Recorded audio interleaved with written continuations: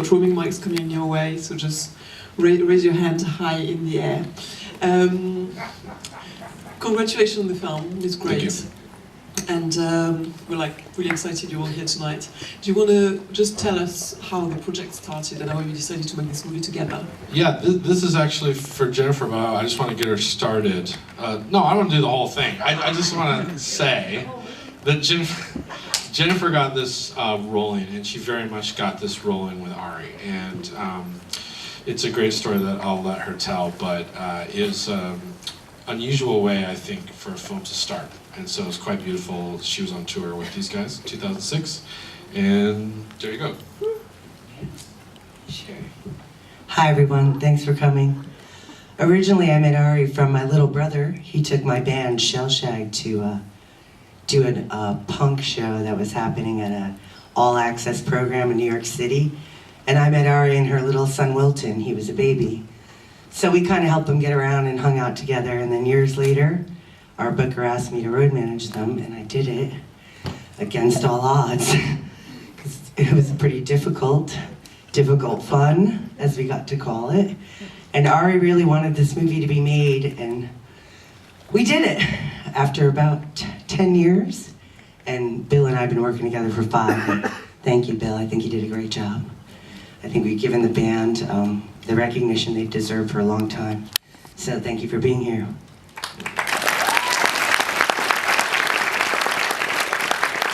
I just want to say too that this is kind of a part of that story, as I understand it, where you sort of see it in the movie too. Try to get it in there, of like, you know, this sort of realization is happening, like a sort of murky realization about wanting the film to happen, and then also sort of another more deeply emotional realization that maybe not all is well, and sort of, you know, these people figuring this out and all of this sort of happening at the same time. And I think it's interesting from my perspective of when Jennifer was sort of, all of a sudden Ari's gone, and she's mourning the loss of a friend, and at the same time you have these piles of tapes, like, you know, it's not just, couldn't just concentrate on the mourning, it was like, also there's this enormous job to do that's just started, that Ari very much got going. And we've been joking all about this, like, we're here because she decided that we were supposed to do this. We were supposed to be a long time ago, that we were supposed to, you know, make this happen. And so I just gotten off a tour with my first film,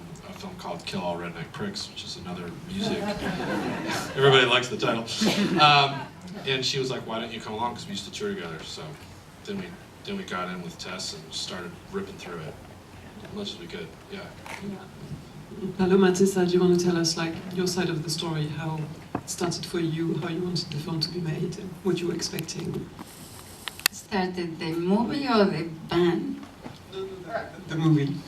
The movie. So he just came around. They both came around to my house, and they wanted to, you know, have me tell the story, and who, you know, like, you tell your story. That's the best thing I have is my story. You know, I cannot tell you the story, so he asked me questions. And it was kind of like it was kind of good that to be so far away from it. And when I left music, you know, I just was kind of sick of it, you know, I didn't want nothing to do with it. But coming back, then you can see, like, the pieces that, you know, they still resonate with you, and the things that they were just junk, you know. And so going through it and telling the story helps you grow somewhere, you know, that was your life. So it was really, like, special. And one thing that I really appreciate, you know, like, being connected to Tessa. We connected over the years here and there a little bit, you know. We were friends, and we're still friends today. I think, to me, that is, like, huge, with all the things, you know, we went through and experienced. But, you know, she really was in the group longer than me, so she should say it. You should go for it. Well, it's a bit difficult because this is specifically, you're asking about the film. So I was obviously with Jennifer on the tour, the 6-week tour. And yeah, Ari wanted to film the whole time. At that point, that was 2006. So obviously at that time, Ari, as far as we know, was not ill. this is the confusing part. It's probably confusing for you as well, because we really didn't know. We had some hint at some point, but she kept telling me that she was getting better. So this last tour, as you see at the end of the film, then it's becoming really obvious to us. I think we're kind of in denial as well. So both Jennifer and me, I don't think we could rest unless we completed this movie. So that's really why it's been done, because we just need some peace. Because it was so traumatic. I can't stress losing Harry. But she's still with us.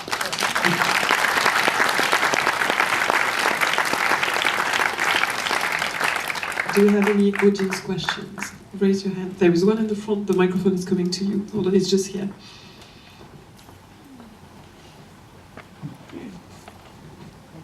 Cut is obviously one of the best records ever made, and just like, you know, spiritually and emotionally, and it was so nice to oh yeah, sorry. Continue, please. Please No, continue. no. Continue. Yeah, oh, Go on, you can do it. Oh, well, thank you for the compliment. Thank you. We like your hat. Do we have another question? Don't be shy, there is one here.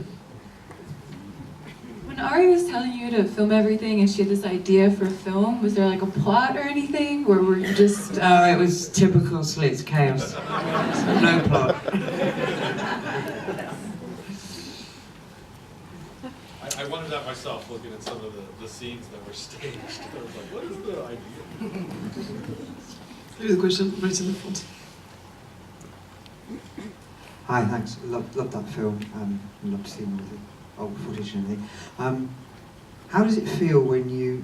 Dennis Bovell talked about Cut being recognised as the #2 most influential sort of album. I'm gobsmacked.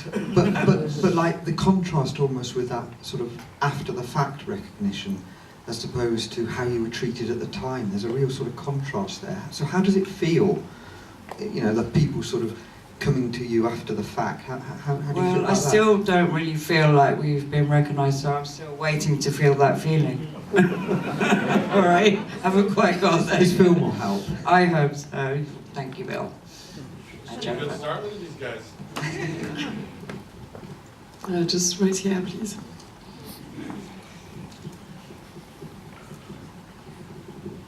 Hello, girls. Oh, Boys and I girls. recognise this young man. I would like Just to a say- spizz. I'd like to Spizz say- energy. I'd like to say, Tessa, there's a shop closed now. Yes, sorry, we See, the talked about a shop closed. charity shop. That The was the shop you first saw at the shot beginning in of the the film was film. closed. And Palm Olive,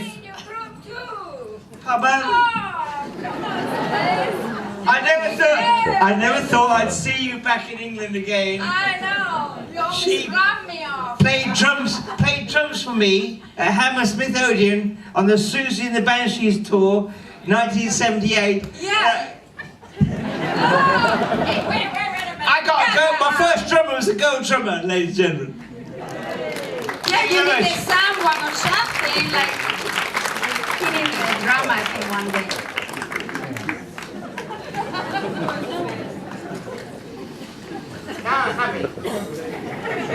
Good to see you. Where is the rest of the band? My bedtime is over. Any more questions? Come on, you guys are lame. Come on. Right at the back, over there.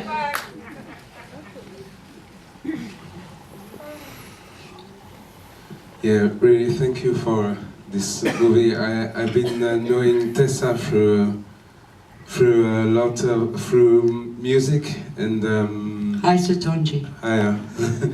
through the Deptford Dove Club with who we play in Deptford, and I saw Tessa from the Slits, and I didn't know the Slits at this time, and my partner here told me like she's really involved in feminists and she never heard of the Slits, and yeah, there's something about recognition how to get into it now, because it's quite a really deep message, I feel. Sorry, you're losing me though. What do you mean? What do you mean? Where is the recognition? I mean, I don't know who asked to ask the question, but... Oh, someone already asked that question, you're saying? No, I don't know who can ask that question. Where is the recognition? What's the question? Oh, where is the recognition? Yeah. For the Slits? Yeah. I mean, we need to, like, even the universities and say words about the Slits and what's I mean, happening. I'm a bit weird myself. I'm probably not like the others, but I prefer to be left as a cult group. That's just me. I don't want the recognition. Does that make sense? Yeah, come on, if I say. Well, so I am a teacher, right? And I teach, and so guess what? Like now, we're in the history books of music. So in my school, I teach little kids Spanish, and they're studying about punk rock. Johnny Rotten. He's in the school. You know, they didn't let us play in the schools then, but now we're established. I had one student, like, he came around my school, right? And so then, you know, what's he doing? He had a big camera. And then after that, I'm being a teacher, you know, and then they're leaving. I say, adios, you know, buenas tardes. And this little kid looks at me and he goes, bye-bye, Pomole. So the word is out, you know, so their Spanish teacher is Pomole from the Slits. It's kind of fun.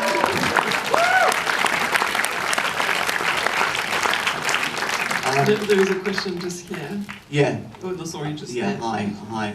Yeah, really enjoyed the film.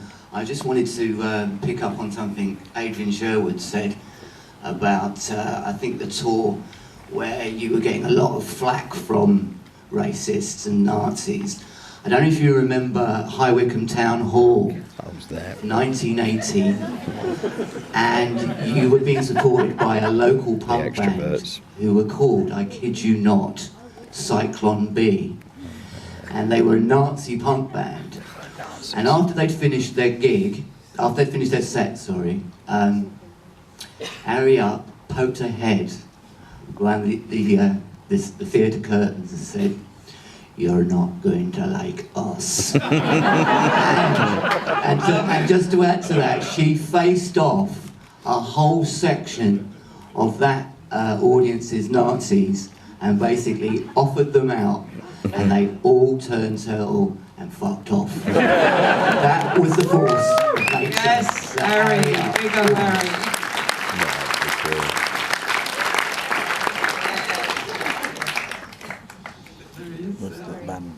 There's a question just here as well. Oh, hello. Hello. This context thing, because I loved punk when it happened. I saw actually one of the first Johnny Rotten, the Sex Pistols gigs before they were known. It was in the 100 Club. It was completely empty. Well, about 10 people. And there was Johnny Rotten, all wrapped up in bandages, like, you know, Frankenstein's monster. It was absolutely brilliant. I thought, what's this? I just knew there was something happening, and then walking down Oxford Street, there were two girls chained together. I thought, something's happening, you know? And then punk became very big, and I'd never heard of the Slits. I only found out about you about 10 years ago. And there's the name, Slits, amazing. Harry Up, so funny, wonderful. And I just did a little bit, you know, looked at videos, blah, blah. And I realised you were important, it's what you stood for. And the fact that it was a mad band and the wonderful, crazy singing, but it's what you stood for. And I do like cultural history and all that stuff, but I think it will maybe build up slowly that what you stood for was very important. And the reason you're not as well known as you probably should be is because of all the marketing and all that nonsense. But actually, because I kind of click on things like that, and I'm sure, you know, you stand for something very important. Thank you so much. Well, we all know that. Do you know what I mean? I'm talking about out of the nothingness, it's there and it's very real and it'll last a long time. Thank you. There is a question right at the front here as well, please. Just here.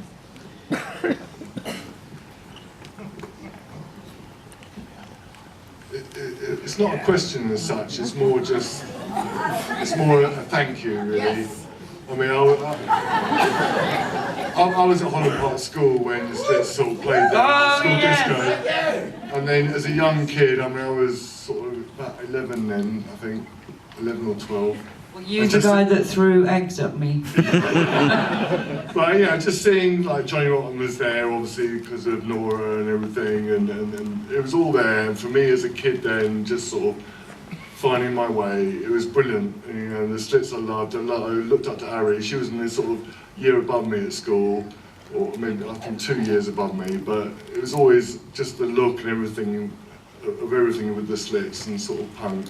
I just wanted to say sort of a big thank you, and then you know, and then from going on, you know, I'm mates with like Bruce and sort of people like that. We've all had links with you, and I just think, you know, The Cut for me is one of my seminal albums of all time.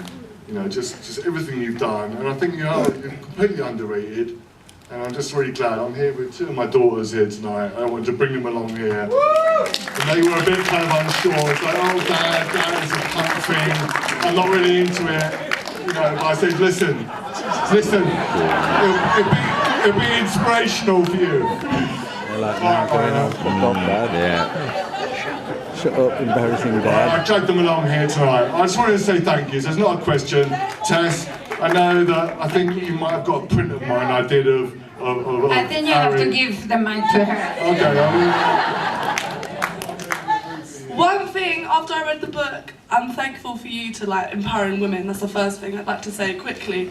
Like, we've been held down for so long, and I think you're the reason that I think especially now we're going through such a movement right now, and I think you will be brought back up, because now we can walk on the streets, we can get our boobs out, we can wear what we want, we can do what we want, and I think it's a sentiment to you guys, and I'm so thankful for that. Thank you.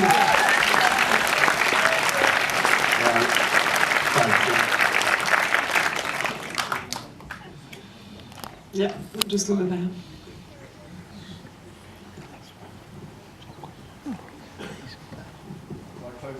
Good evening, ladies. Guess who's talking now? I just want to say it was real fun making that record.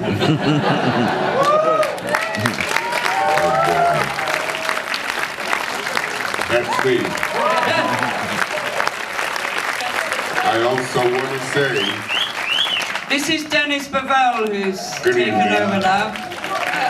When we finished the record, they took all their clothes off and put mud on their bodies. I thought, what are you doing?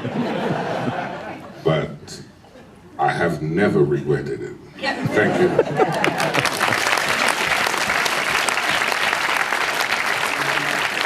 Well, I'd like to say thank you to Dennis as well for giving us, I can't think of anyone else who could have produced that album, and he was really fun to work with.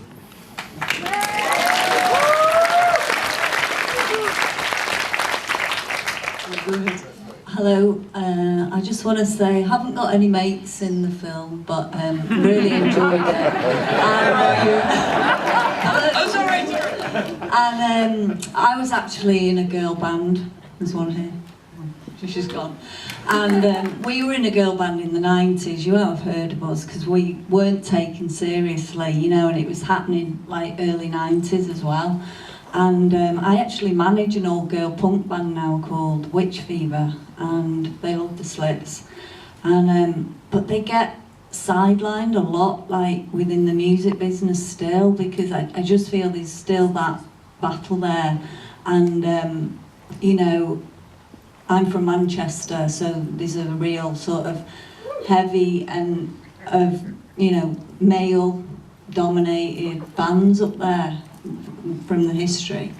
And I was just wanting to ask you, how can this, it's a massive question, how can it change within the music business? Well, I would like to say, since we played, I have seen a change in the form that there are far more female musicians than there were when we started. Definitely. So even that small achievement to me is a big achievement. And you've just got to try harder. I'm sorry, to stand out, you've got to do what you've got to do, whatever that is. But you just got to try, keep trying. I don't think, speaking as a woman, we need to ask permission to be noticed, like Vivian has said twice, we were invisible. You are who you are. If you're a woman, be a woman. Don't ask permission from other people to be who you are. Just do what you need to do. Live your life. And sometimes you have recognition, sometimes you don't. It doesn't really matter. Really, just do what you need to do. And I think in some way we got to play, with the Clash and that, because we were girls too. So I can't say yes that it's like a horrible thing, whether you are discriminated because of the color or your gender or whatever, people discriminate others because you are not in my group, so I can be more powerful than you, but really don't ask permission. Just take it and do what you need to do, just really don't wait for them to give it to you.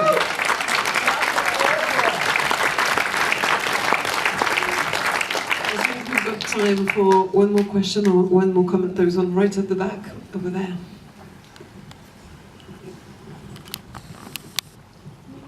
Thank you for the chaos. And I just wanted to say to Tessa and Olive, do you still feel the chaos? Do you still feel it? Do you feel the chaos? Do you still have chaos? Now that you mention it.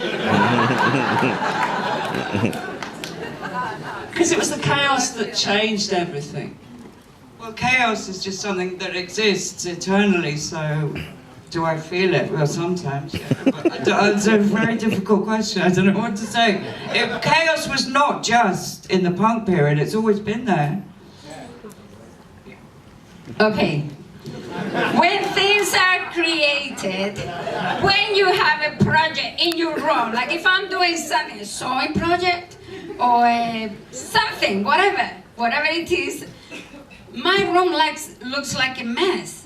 When you're we were with the Rangers today, and Gina was talking about her dad wanted to put the cap in the cabinet. When things are so neat, you can't change anything. I think good things come out of shaking things. There's many institutions that we come in contact every day, and they need a little chaos.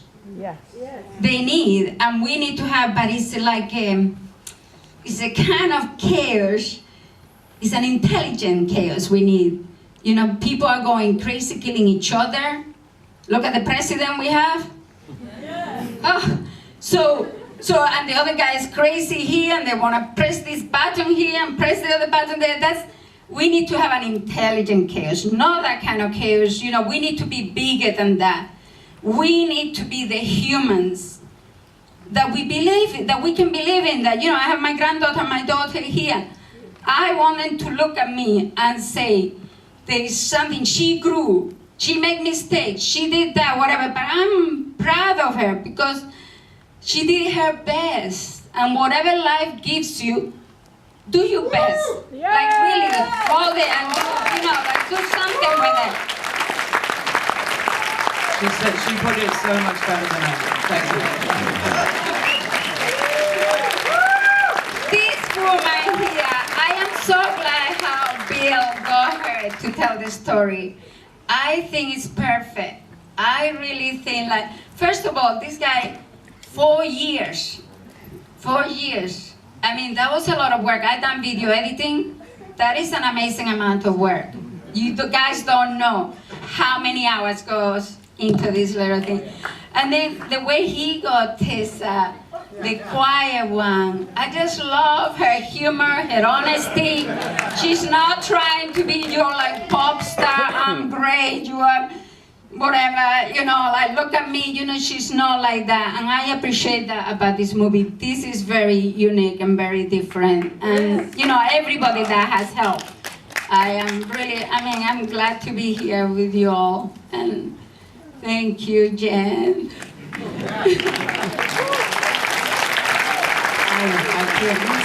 It's about you. Thank you for letting me tell your story. Thanks for existing. There is another screening of the film tomorrow, so do spread the word. And also, at the moment, there is a DJ night going on in Benigo Bar and Kitchen, celebrating the legacy of the Slits, and Tessa is going to do a special DJ set, so don't miss out. Thank you so much for coming, and we also want to introduce really quickly our great partners for this movie, Pledge Music. It's available there. You can come. You can support the project on their website, DVD, all the poster, that sort of thing. Check it out. Thank you for coming so much. We look forward to having a drink with you. And thank you for being with us tonight.